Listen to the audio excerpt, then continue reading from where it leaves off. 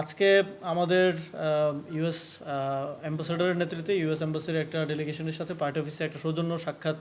ছিল। আমাদের পার্টির আহ্বায়ক উপস্থিত ছিলেন, আমি সহ আমাদের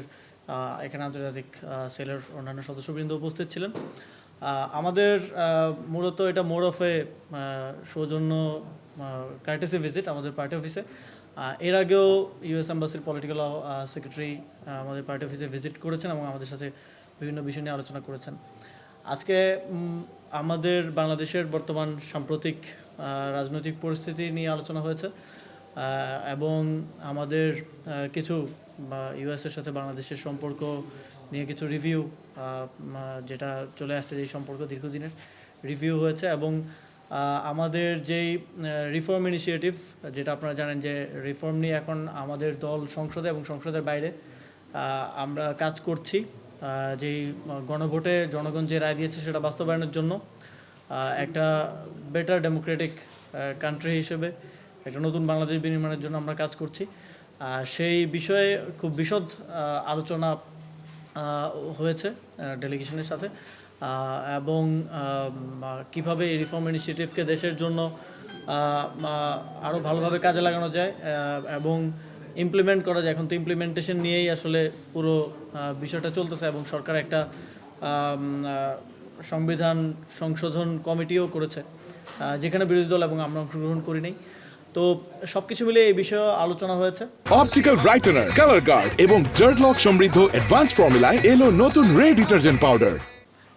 এর বাইরে সবচেয়ে বেশি আলোচিত আপনারা জানেন যে ট্রেড এগ্রিমেন্ট, যেটা বাংলাদেশ ইউএসএ, সেটা নিয়েও কিছু আলোচনা হয়েছে এবং সর্বোপরি এনসিপির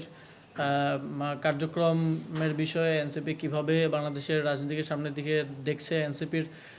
কী লেন্সে গ্লোবাল পলিটিক্সকে দেখছে, ইউএসএর সাথে সম্পর্ককে কীভাবে দেখছে, এই বিষয়ে তারা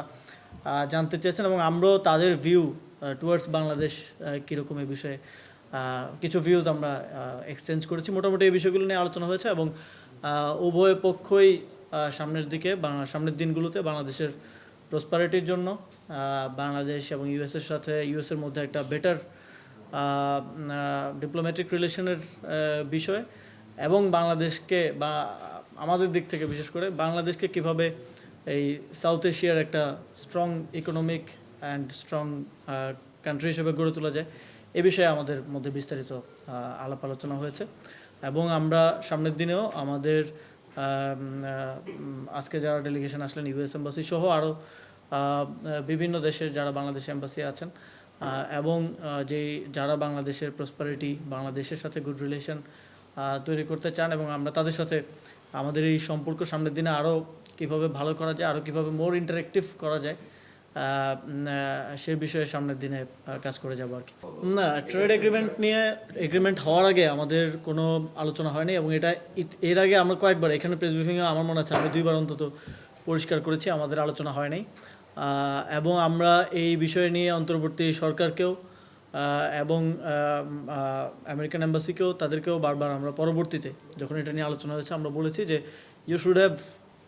আমাদের সাথে আলোচনা করাটা প্রয়োজন ছিল আর কি অ্যাজ এ স্টেক হোল্ডার। তো এটা আলোচনা হয় নাই এবং আজকে প্রথম হয়েছে এরকম নয়, এর আগে বিভিন্ন ইন্টারাকশনে ইনফর্মালি আমাদের মধ্যে এই বিষয়টা নিয়ে হয়তো আলোচনা হয়েছে, মিটিং হয়েছিল হ্যাঁ, এবং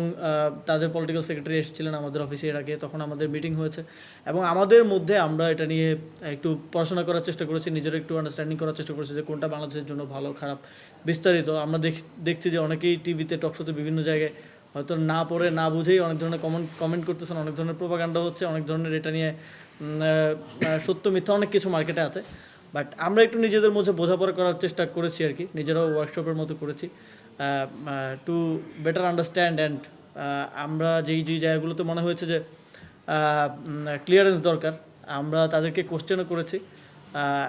অ্যান্ড তারা সেভাবে সেটার উত্তর দিয়েছে আর কি। এটার ক্ষেত্রে তো আমরা পার্টি হিসেবে আপনারা আমাদের অবস্থান জানেন, আমরা এটা নন নেগোশিয়েবল একটা জায়গায় আছি যে গণভোটের রায় বাস্তবায়নের বিষয়টা নিয়ে এবং আমরা একই সাথে সংসদে এবং সংসদের বাইরে আমাদের কার্যক্রম পরিচালনা করছি, কর্মসূচি চলমান আছে। তো আমরা তাদেরকে জানিয়েছি যে এটার জন্য এই বিষয়টাকে তারা কিভাবে দেখেন এবং তারা জানিয়েছেন যে তারা এই রিফর্ম ইনিশিয়েটিভটাকে সাপোর্ট করেন। It should be done, but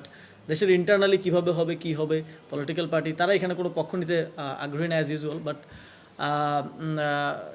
even trade এগ্রিমেন্টের ক্ষেত্রেও বা